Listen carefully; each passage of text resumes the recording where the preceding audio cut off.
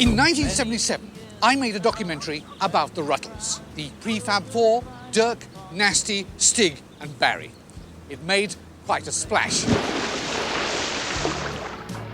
Today, I'm here in Hollywood to take a look back at the Rutles, to look back on those mop-topping, foot-tapping, happy-go-lucky days of Rutlemania and ask the question, where are we today? Well, obviously I'm here in Hollywood, and you're at home or at a friend's or at Veronica's or wherever you're watching. But tonight I want to pose the question, did the Rutles change the world? Or did the world change with the Rutles? Or did the Rutles not change and the world did? Or perhaps we should all go and change now. Tonight, I'm going to be asking deep and probing questions. I shall be using modern interview techniques to harass and badger people whose only fault was that they knew the Rutles. Indeed, I shall be making a documentary that will hopefully bring me a bloody Emmy. Oh, for heaven's sake, come back here! Every time I see you walk by, there's a certain look in your eye, and your smile says there's something that I should tell you.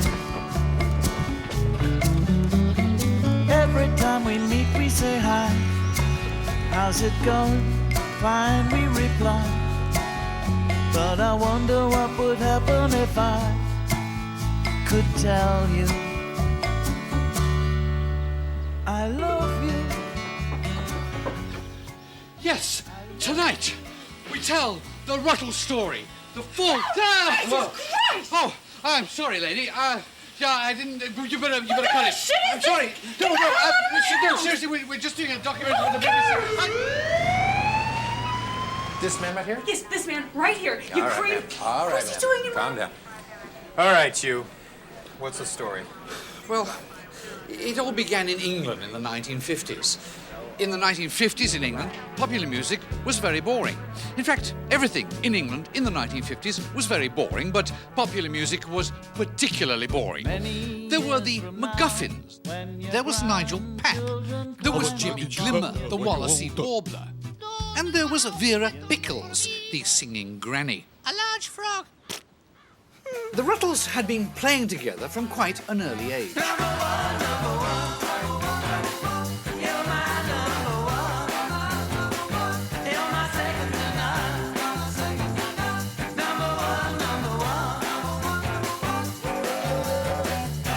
When they grew up, some people believe they changed the world.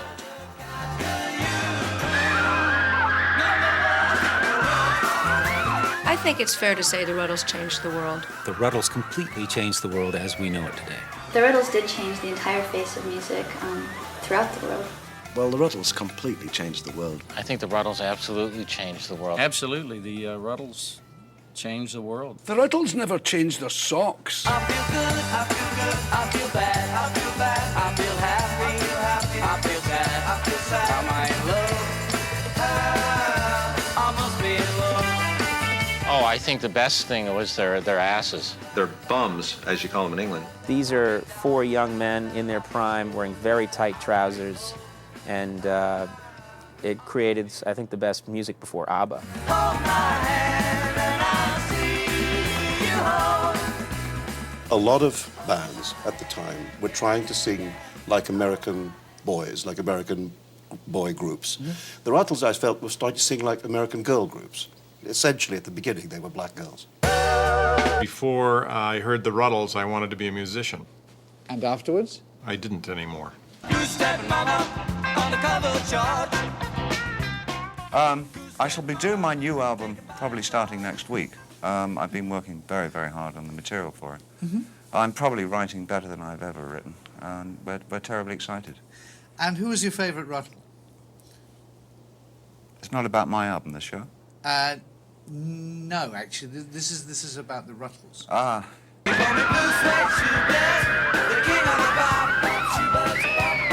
Well, there wasn't any real personal rivalry between the Rutles and the Stones, really. I mean, it was...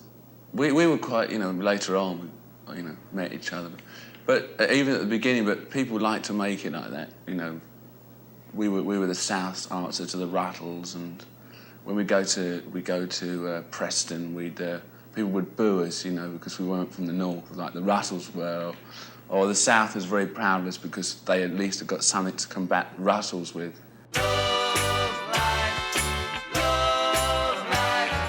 I mean, the Rutles took us through the latter part of the 60s. They literally took a generation by the hand and said, come, let's learn history. Let's learn let's take the tragical history tour. Let us walk down Shabby Road together. Let us join up in Sergeant Rudder's band. And I don't know where we would have been without them.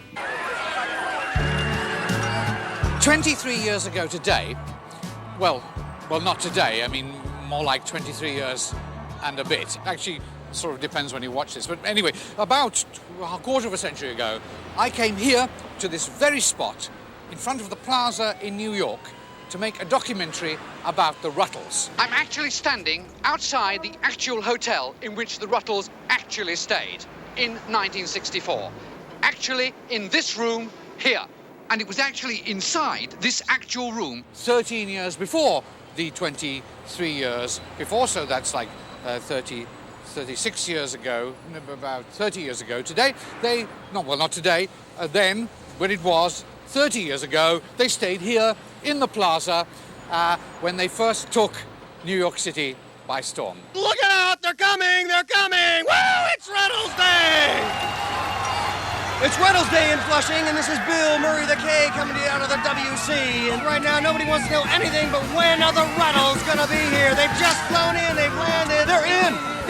Rutles Day has arrived! They've arrived at Kennedy Airport!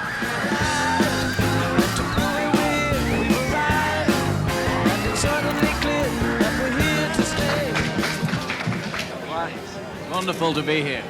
Did you have a good flight? Wonderful flight. Yeah, we had a very Arms are a bit tired. Why'd you wear tight trousers? Keep your legs warm. Can't hear you. Speak up. Oh. Shut up a minute. Shut up. The Rutles invented rudeness. Shut up! Well, I think, the Americans took a moment to get used to the Rutles because America's very polite on the whole. And so these kind of yobs coming off the plane and being rude to everyone, they took a moment to get the point of that. They're here! What can I say? I'm gonna put on my wig. Hold it! It's Rutles wig time, ladies and gentlemen. That can mean only one thing. We want a record. Hold my hand, yeah, yeah. Hold my hand, yeah, yeah. Hold my hand and I'll see you home. I can't even keep my wig on straight. I've got to twist and run. How about that then, eh? They said to What's me, he saying? Bill Murray, the King, we want to meet the American girls. We're coming over to meet the American girls. Yeah. Wait a second, I got an idea. I'm going to say a word, and I want you people out there to react to whatever it is. What do you say when I say the word? Dirk! Gotta go now, because I gotta sleep. Okay? I've always been a big fan of Dirk's, and I always had kind of a crush on him. How about Nasty? I had floor-to-ceiling pictures of Nasty, and I had his picture on my pillowcase, and I would lick it or kiss it and cry with it before I would go to sleep. Yeah, dig it, baby. What about a guy named Stig? How come you never say anything? Oh, he's the quiet one. Yeah, he's the quiet one. He's a dark horse, he is. I was very, very fond of Stig. Liked him the best because he, I loved the way he played. I loved his length. Excuse me? His length. All right, the Rutles. What do you mean? What word could I possibly have forgotten? I said Dirk, I said Nasty, and I said Stig. You don't mean Barry, do you? You start off loving Barry, especially when you're young, because there's just something funny about him, He was the funny drummer. Oh my God, Barry? Not a good-looking man, and yet the women were screaming. I was hoping when I got to be of age and got out behind my mother's apron strings that I could sleep with some of them as soon as I could. I think it's the kind of thing that rightfully should have been kept off the Ed Sullivan Show. Ladies and gentlemen, The Rutles, let's hear it from. Shoot me down in flames if I should tell a lie.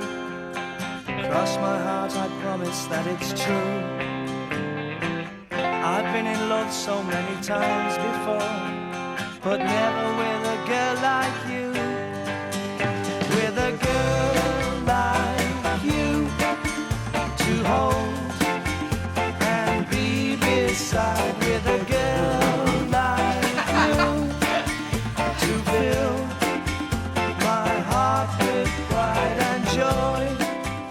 lot of us got to see them for the first time when they came over and played the Ed Sullivan Show. I saw the Rutles' first appearance on the Ed Sullivan Show. It was a cultural phenomenon. So. I saw them first, I think, on the Ed Sullivan Show. And, you know, I mean, I was captivated and just short of being turned on. I won't bring you any pain. I won't run around again. I thought, my gosh, I'm going to do most of my hair like that. And that's what I did. And so through high school, I had this side of my hair like the Rutles, and this side was short because they didn't like long hair in the school. So I would, you know, sit like this in school, but then outside of school, I would look like that, and they would thought, a lot of people thought I looked like Dirk.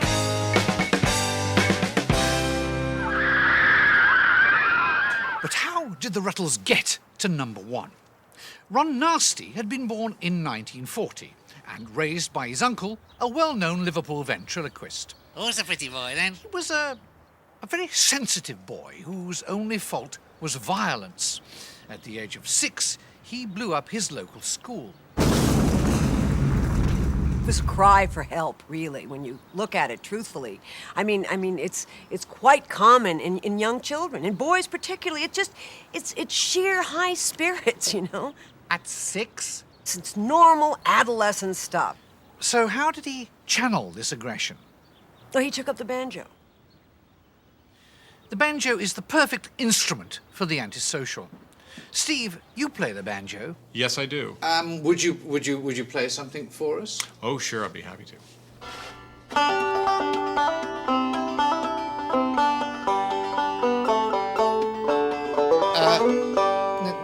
I'm sorry, would you play a Ruttle tune for us? Oh, no. Well, he was always playing with his little banjo. It's day and night, strumming away. I mean, sometimes locked in the bathroom, you know. It's just for hours, just playing with it, if you know what I mean. Yes, I think I You know, rubbing away until he had something to show for it. Yes.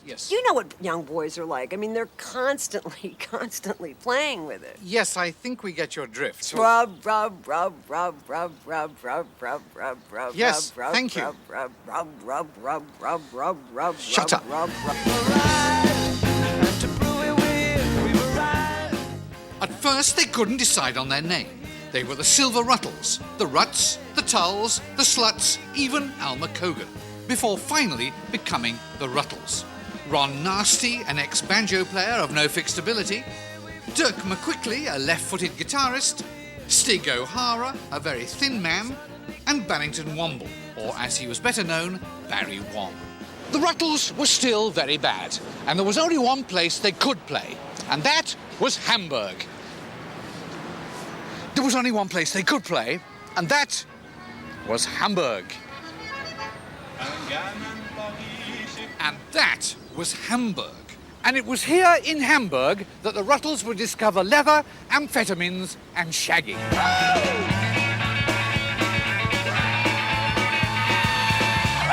Hamburg sowed the germs of their popularity. Indeed, one might almost say, sowed the Germans of their popularity. Astro Glide, a German photographer who took these shots, gave the Rutles their mop-top haircuts and put them into leather trousers. Yes, I made them very, very tight leather trousers because, you know, you want to see, everybody wants to see their, nudges. Talent? Yeah, the balls. Yeah, it's very... Disgusting? Yeah, exciting.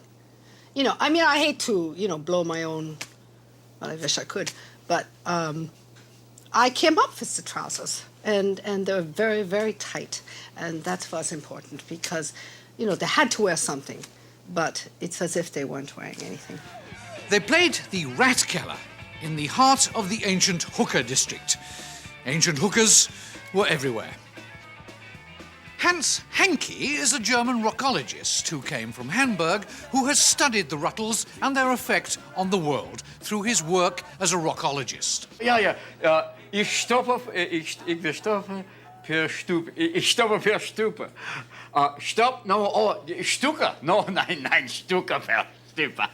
That was Hitler's original design for a plane called the Stupa, which was designed to drop large penises on the enemy. Screaming penises. The Stupa would fall from the sky, slapping penises. But they changed it to the Stuka because they are afraid. Because Hitler only had one ball and Göring had no balls. But that was... Hans, what about the Rutles?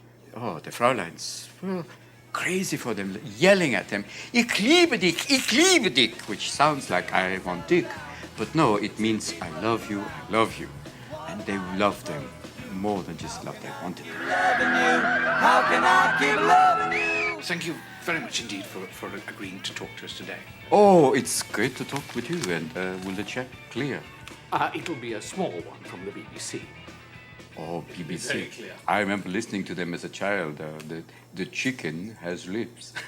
We would hear your broadcasts, and the fox is in a nightgown. I repeat, the fox is in a nightgown. You are crazy people.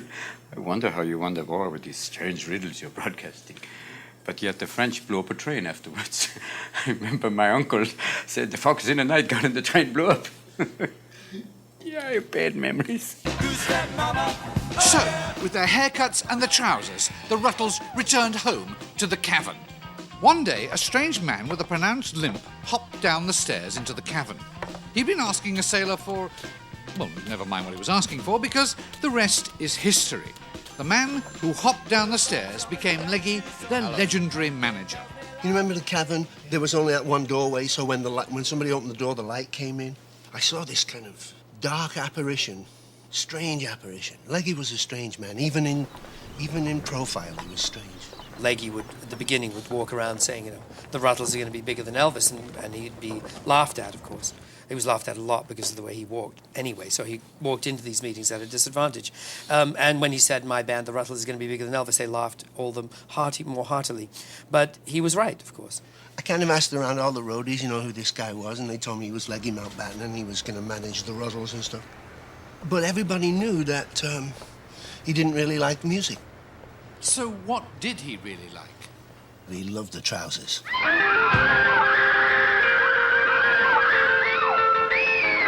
They call me Blue Suede Shoe the king of the bop, bop, shoe buds, bop, bop, shoe buds. I was amazed that they could sing in trousers so tight. Can't stop, bop, shoe buds, bop, bop, shoe buds. They did sing high. When I get that beat, my music is complete. Bop, shoe buds. It was the trousers. I know it was the trousers. And I went out and I bought woman's extra small trousers. I mean, these are trousers that were meant for a little girl. They were pink. And I buttered my legs and I squeezed into these trousers so that nothing was left to the imagination. And let's just say my love life improved dramatically several years after I put those trousers on. Blue suede shoe buds, when I'm dead, I'll drop. Now she left you for another guy. Now she left you, don't you feel you wanna die? The Rutles were now legends. At the Lunchtime Achievement Awards, they met the Queen, who awarded them the MBE. Now she's left you, and you're feeling so. It must have been a great honour meeting the Queen. She's a lovely lady. Yes, just She'll like be nice my when mom. she's finished. Stig, how did you feel? He felt very, very proud. And honoured. And he'd like to say hello to all his friends and pets at home. Yeah, he'd like to request Vera Lynn singing Far, Far Away. She doesn't sing Far, Far Away. She's She far did. too close. It's a good idea. Lady Beth Mousepaddler is the wife of the British ambassador. That's Minto. It's written Mousepaddler, but it's pronounced Minto. It's an English thing. The Rutles visited you here in 1964. Yes, that's right. I remember the occasion. Dreadful, horrible, lower working-class boys with appalling accents. One couldn't understand a word they said. What happened? Well, the evening with the ambassador was an absolute disaster. They came in very late, very drunk, staggered around, shagged the staff and left. The Rutles? No, the ambassador. Oh, baby, let me be. Baby, set me free. I'm on my knees. The Rutles were famous, perhaps more famous than anyone ever before. They had reached the very barnacle of success. But the irony was they had now become prisoners. prisoners of fame. The whole world was in love with the Rutles, but they couldn't leave their hotel room. What are we going to do today? What? Hey, look who's in the cupboard. Everywhere they went, they were stalked by girls. Bloody hell. Hey, there's a couple of Judies here. Bloody hell. All right, come on. They're everywhere. They're everywhere. They're coming. Must be under the bloody bed. Everything. Hey, do you think there's one of me cornflakes? In Hollywood, the Rutles rented this house in Benedict Canyon. Two girls hired a helicopter and leapt from it into their pool.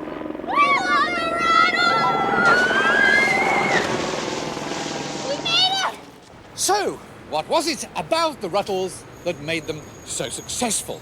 Was it the women? Or was it the trousers? Maybe it was their sense of humor. Or was it their hairstyles? Perhaps it was the Cold War. Maybe it was the Kennedys. What are you doing? I'm doing a documentary on the Rutles. I'm doing a documentary on the Rutles. Get your own idea. This is my idea. Well, get your own crew. This is my crew. So it was here where the Rutles first began. What was it about the Rutles that made them so...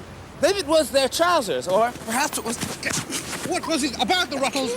This is my... Trousers! Drop it in the beach. Trousers! You shit! Get out, you jacky swine! What was it about the Rutles that made them so... Maybe it was the sense of humor, or perhaps it was the... What was it about the Rutles that made them so successful? Maybe it was their trousers! Can you believe this guy? Or their hairstyles! Maybe it was... What was it about the Rutles that made them so successful? Maybe it was... Massive. The shagging was the fuel. I think a lot of it was the shagging. The Rutles is not all about shagging.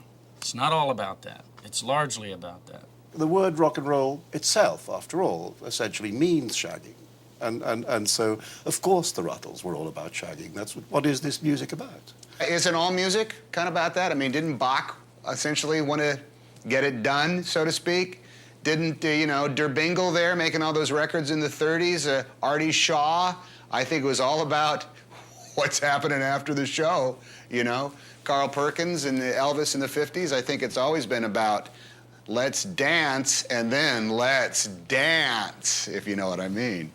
And I'm sure that when it did the Rutles, there was no doubt about it that you were ready to have sex after you listened to some of their records. I mean, I even knew that when I was 10.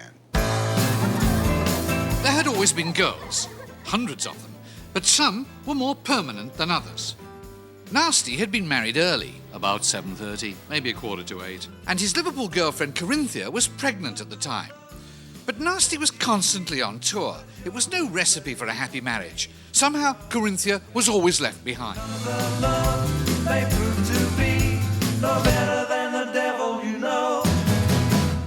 Barry was the next to be married to his childhood sweetheart, Brenda Lyola. The wedding arrangements were so secret that even Barry didn't show up. When they were married, she was at St. Bede's Church, Wigan, while Barry was on stage at the Scunthorpe Coliseum. Easy listening. I'm in that easy listening mode. Easy listening.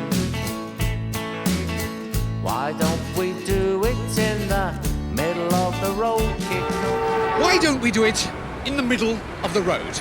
Well, obviously because it's uncomfortable. You'll hurt your knees, and she'll get her bottom scraped, and then again it's cold, it's very difficult to maintain an erection, well, anywhere really, out in public, actually even in the bedroom it's kind of hard. But the point is that there's just too much traffic. There isn't any room to do it in the middle of the road. Take off your shoes, sit back, relax, boo. Tell me what more can an old rock-a-doo? Easy listening. Easy listening. Madonna's house. And we came here to ask Madonna the influences of the Rutles on her music, and what she thinks about the Rutles, and whether she loves and adores the Rutles. But sadly, she sold the house and moved to London. We flew to Paris to ask Celine Dion what she thinks about Rutle music, but she lives in Miami. So we flew to Puerto Rico to ask Jennifer Lopez about the influence of the Rutles on her music, but sadly, she's in New York. I'm in New York, and it's tremendously exciting because I've actually bumped into Jennifer Lopez here on the street. Jennifer, apparently you live here. Is that right? You live here? That's true. That's correct. Well, this is so cool for me. I mean, I've been trying to get hold of you to ask you about the Rutles. Oh, I love the Rutles. I love the Rutles. No way! Yes, they're so cool. Because I think they must be a big influence on your music. Oh, definitely. They're one of the biggest influences. That is so exciting. I'm just so thrilled. Thank you so much for agreeing to give us the time today. Oh, you're welcome. Anytime. So, from New York and Jennifer Lopez back to somewhere else. Golly. Oh, look, there's Madonna. Hold my hand, yeah, yeah. Hold my hand, yeah, yeah. Hold my hand and I'll see you home. The Rutles were always innovators, perhaps never more so than when they released the Triangular album. When this Triangular record came out, you couldn't get enough of them. First of all, because because most records were round, and here, man, this was triangular. And then when you put it on your record player, and instead of this round thing just going around and around in a circle, you had this spinning triangle. I mean, we didn't even turn the volume up on the record player. We just looked at it spinning around. It was so great that it's never been. No one's even tried it since. You can't even touch it. No one else has put out a triangular record because the Rutles did it. Period. Then I didn't do it first. They did it. Period.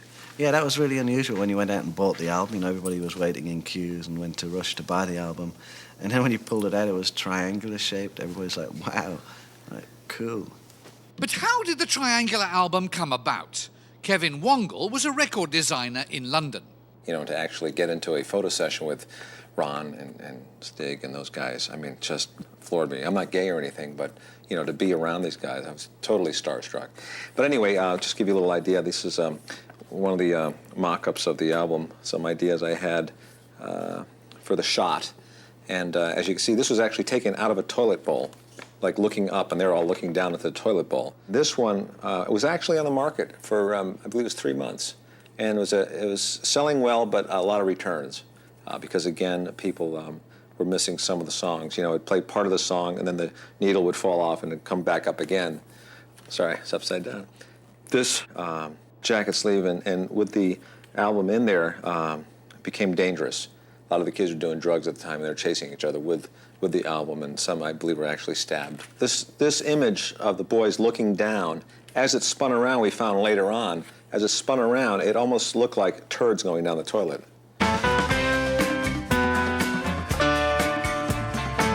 The silver screen beckoned. The Rutles came here to Hollywood. But it was here in Hollywood,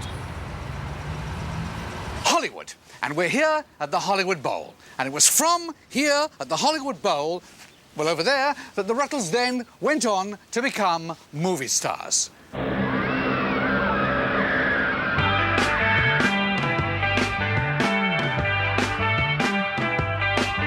feel good, I feel bad, I feel happy, I feel sad.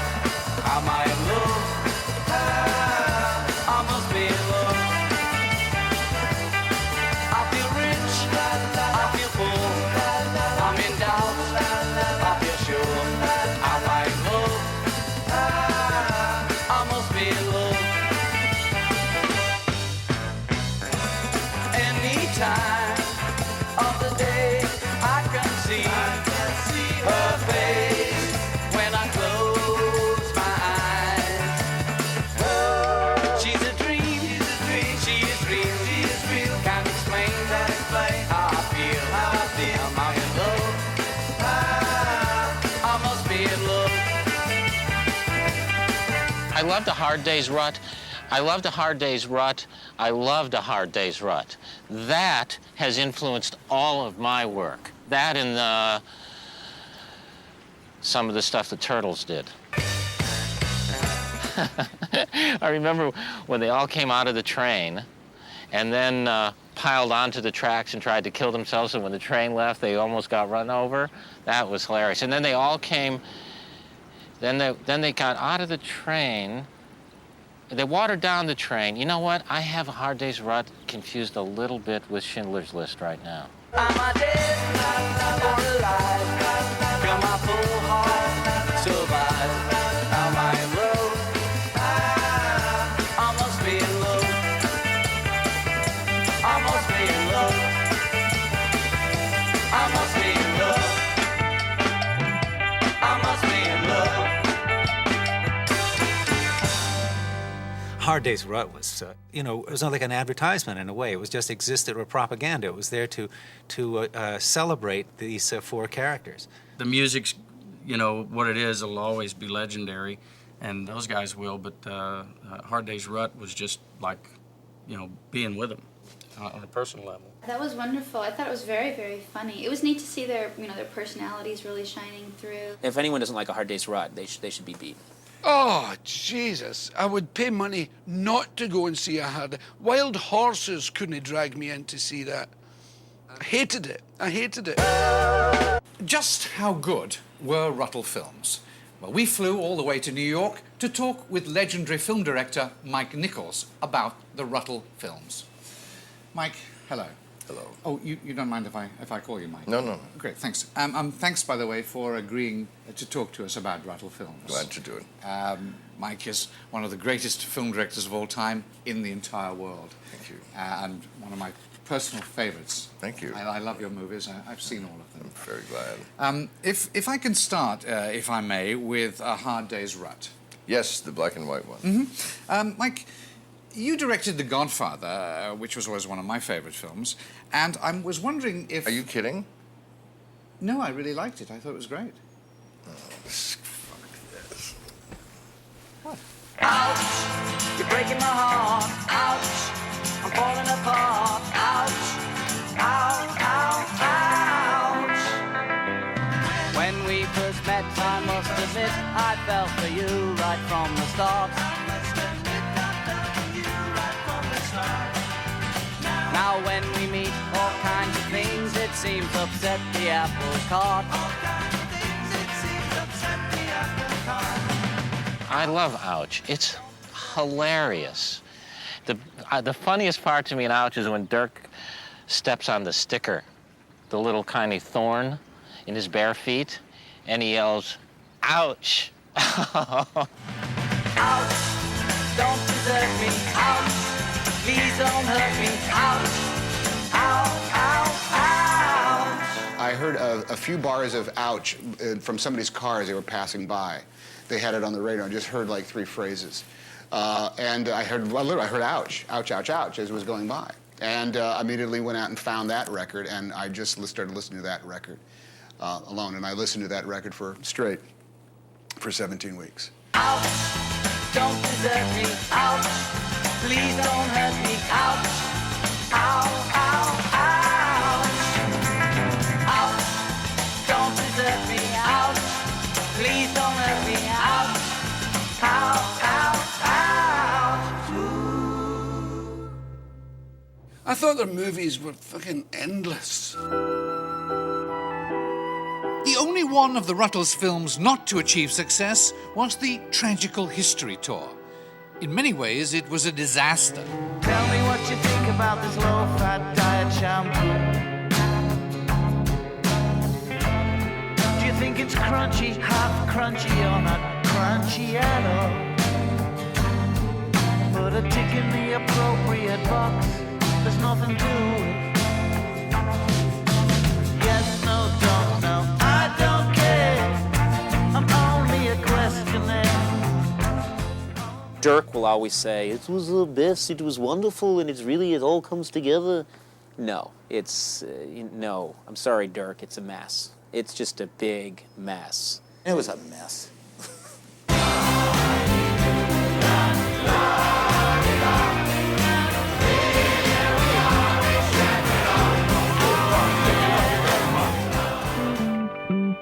I'm sitting in a dandelion den. Mexico. And we're here in Mexico because Well, we're actually here in Mexico because the travel agent screwed up. He sent us via Cancun. He got a cheaper deal on the plane. Well, it doesn't really matter why we're here. We're here in Mexico because it's here in Mexico that the Rutles never played. They were supposed to come here, but they decided that San Francisco would be their final gig. San Francisco, everyone's favorite city by the Bay. I'm standing at the very spot, well, over there was the very spot where the Rutles played their last concert ever, in Candlestick Park, right there.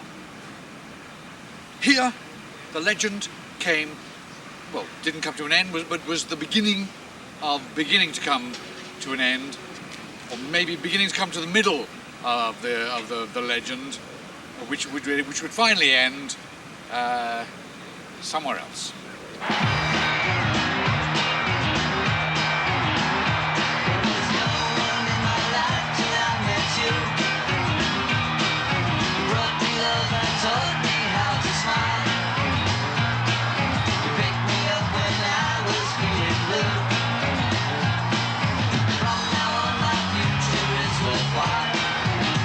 It's looking good, it's looking good, it's looking good, it's looking good, it's looking good. The Rutles' last live appearance ever was actually out where I was in San Francisco at Candlestick Park, I think. Right. And 66. That was the big show. And I did have tickets to it, and then I traded it to a friend of mine, my 2 tickets to see the Rutles for 35 hits of acid. Now, this is a true story. So I met the Rutles in a different way.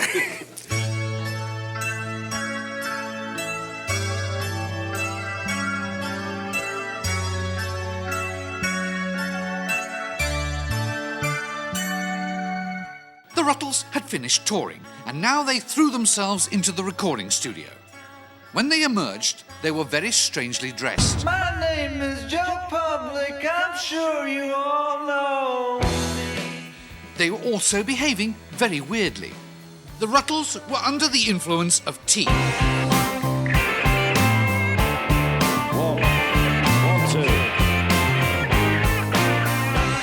The resulting album was the classic Sergeant Rutter. On this very day, somewhere in another universe. I mean, you thought the world had changed when Sergeant Rudd had come out, you know? I mean, I had Leggy sent me an advanced copy of the tape. And I had the Turtles. You remember the Turtles? They were at my apartment, and I sat them down and I said, I've got this tape for you to hear. And I put Sergeant Rudder on my tape recorder.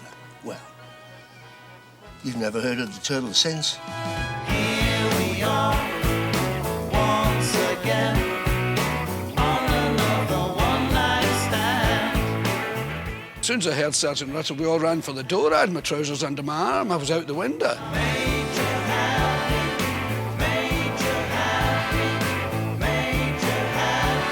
I used to play that album over and over and over. Yeah. And did you like it? Oh, I used it to fall asleep, and help myself fall asleep, and it was great because you get into maybe 1 or 2 songs some nights. You can be completely wide awake and thinking, I am never going to fall asleep, and I would put on Sergeant Rutter, and immediately I was out.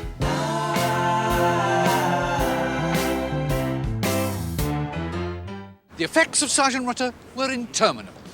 Some people even believed there were messages hidden in the lyrics. The Rutles always deny that they intended to have any message on their records, but I mean, we've all done this when we were, kids. We all played back Sergeant Rutter and play back Dark Side of the Sun at the same time while you're watching The Wizard of Oz and while you're slightly high. And it's amazing how it all syncs up, and it's an episode of Bonanza. Everybody used it. Sergeant Rutter led to the summer of lunch. Oh, the summer of lunch when there was all that free food going around? Yeah, I got diseases. That was when I was really eating everything. You know, as the Rutles say, all you need is lunch.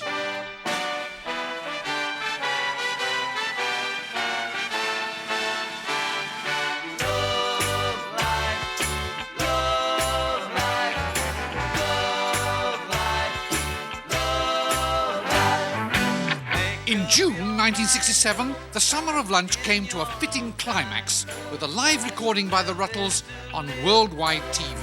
To love is sublime. Where there's a will, there's a way. Love is the meaning of life. Life is the meaning of love. Love life. The Love Life sessions were, you knew something was really happening. I mean, it was the first, I think, the first round the world thing, you know, where everybody around the world could hear the Rutles singing Love Life and be a part of it. But I was actually really a part of it because we were all at Shabby Road together, you know, you know Studio 2 there, where you walk down that thing? Well, that wasn't the studio. It was actually Studio 1, where the big orchestra goes in. I was sitting right in front of Nasty. Mick was there. Keith was there. I mean, all the lads were there. Love life. Love life. Love life. Love life. Everybody. Stig now discovered the meaning of life right here at this Indian restaurant. It was curry. He studied transcendental mastication under Arthur Sultan, a former chef at this Shangri-La restaurant. I remember they went through that phase where they went to the Indian restaurant and they were eating curry, and they found enlightenment and a higher power for $8.95. Did you ever get the feeling that the truth is less revealing than a downright lie? Stig now invited the others to join Arthur Sultan for a weekend of curry in Bognor. When it came to curry, they were anxious not to miss the boat. In Shangri-La,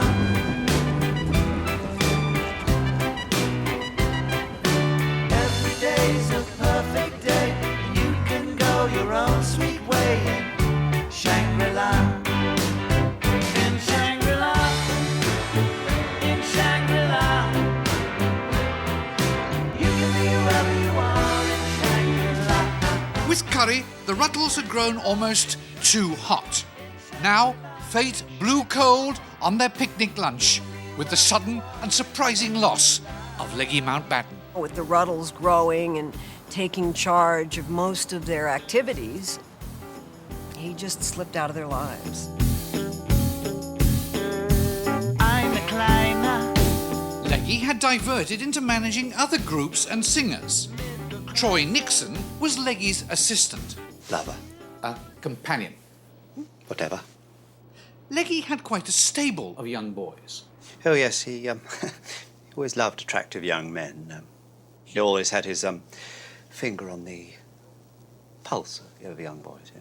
They all had strange names like Wild, Damp, Thunder, Clap. He tended to name them after how they were in bed, you see. You know, like Tommy Wild, Dickie Furious, Jeffrey Willing, Billy Is That It? How did he know what attracted teenage girls? Yeah, he had the same taste in boys. Had the Rutles bubble burst? Not quite. But night had fallen on their Broadway.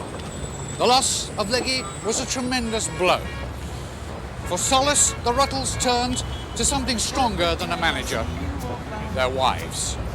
Dirk met and fell in love with a young dog, and its owner, Martini, an exotic model. Every time we meet, we say hi. How's it going? Fine, we reply. But I wonder what would happen if I could tell you I love you. I love you.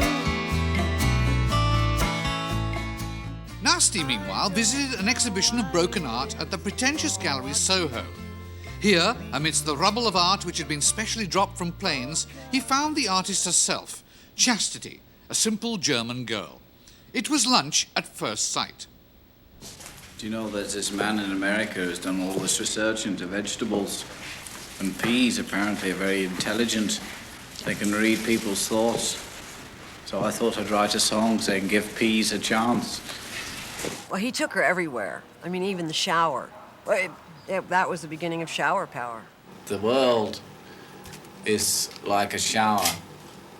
it sort of drips on people, you know, and it's supposed to get them clean, but really you're only clean from the inside. Isn't that what you said? That's what she said.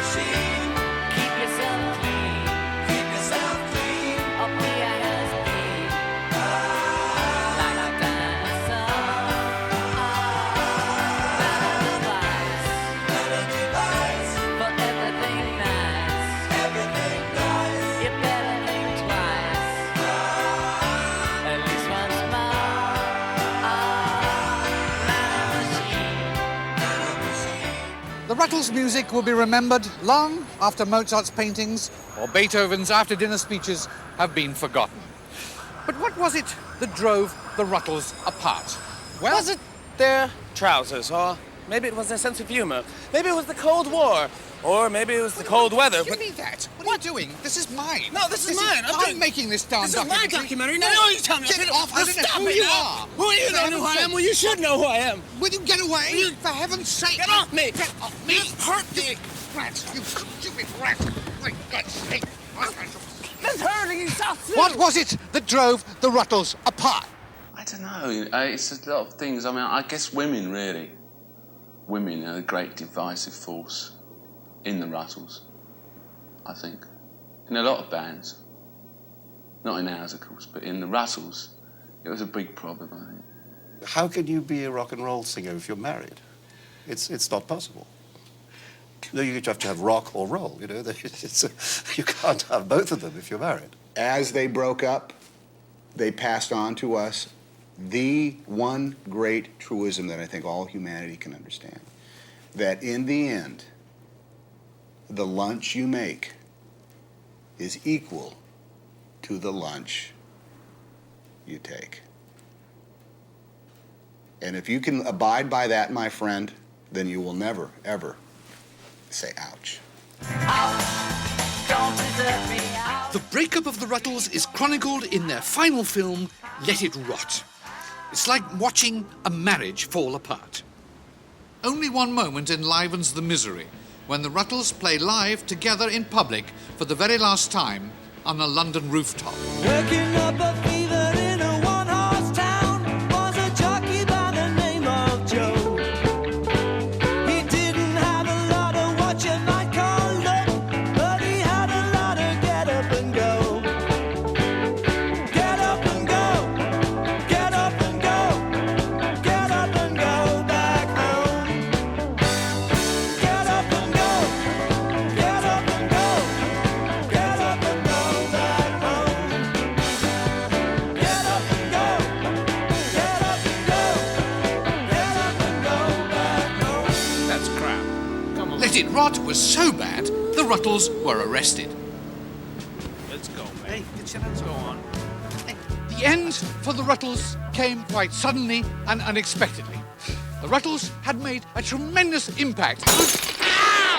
The breakup was the nicest part of their entire career. I thought, you know, there was a sigh of relief throughout the business that maybe we could get back to inanity and the driving drumming that is the essential key sign of rock and roll, instead of all that complicated bullshit and bringing in orchestrators and video and all that nastiness, you know. I thought, well, they've broken up. Good idea. As a matter of fact, it was the best idea they had. That kind of populist music won't last. It can't last. Too many people know it. Everybody can sing it. Everybody knows every word of every song. How can that possibly last? It's an ephemeral kind of flotsam and jetsam. It's a nothing. It's small. It doesn't matter. It's insignificant. It's of no consequence. Of course it'll fucking last. I will not do what the Rutles did. I will not break up. Where would the world be without the Rutles? Where would it be without Dirk and Nasty and Stig and Barry and all their shenanigans and all their whoop-de-doo and all their normal stuff? And here we are with all lads from Liverpool. Where would we be without that? Where would we be? Could you think of any great communist rock bands? No, I don't think so. There was nothing called the Village People's Republic, you know. There was no bands with 2 million gay Chinese.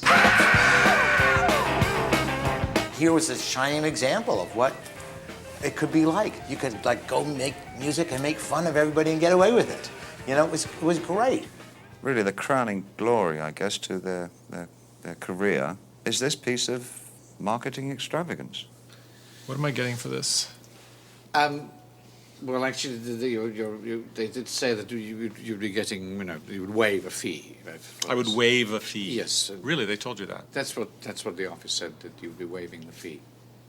Wrap. I think you should just tell us. I can't do any more now. I've got to go. Oh. Could we just wrap it up? And honestly, it's not you. It's the whole crew. It's just too much. They're trampling over what's left of my. Honestly, they've killed my dog. I've got to finish up, and out you go. This is fantastic. Say hello to all the people in England. Honestly, I've just. I gotta go. I've got other things. I've got 2 other interviews to do. One question. Bye-bye. Bye-bye. Bye-bye. 23 years ago today, right here in front of the Plaza, New York. Was where this documentary all began. Why? Here it was. Why are you doing this to me? I'll tell you why. 23 years ago, here, actually, here, 23 years ago, and here, and over here twice, you met my mother. Big Wendy? Dad! I don't believe it! I don't believe it! Many years from now, when your grandchildren climb up on your knee, you may be quite astonished to see how many channels they can change on TV. When some old film in black and white comes on and there you are up on the screen. Or is it someone just like someone you've been? Looking not a day over 19. Grandad, the little ones are asking you, why do you look so sad? So you tell them all about the fun you had. Back in '64, before you were born,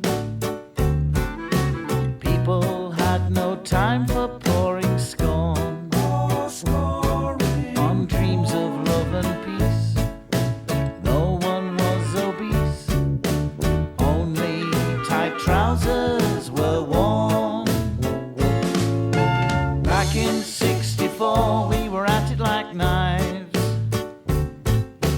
Back in '64, the time of our lives was in the present tense.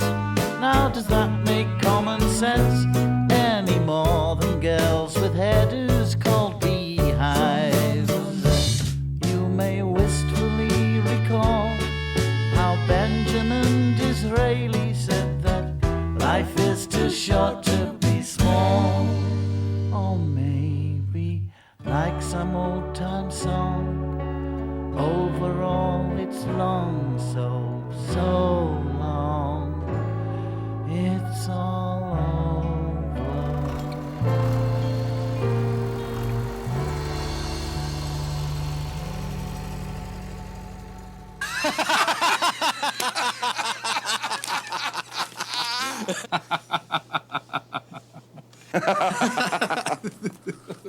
Right. And what accent am I doing now?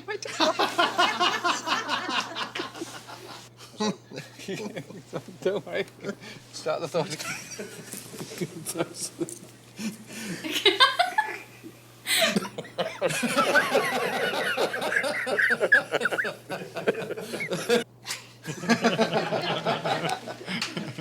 The songs, did you like the songs? No. God damn it. So shameless. So shameless. It's hard because I'm not a good comedian. Not comedian. You're a wonderful comedian, and you're very good. Okay.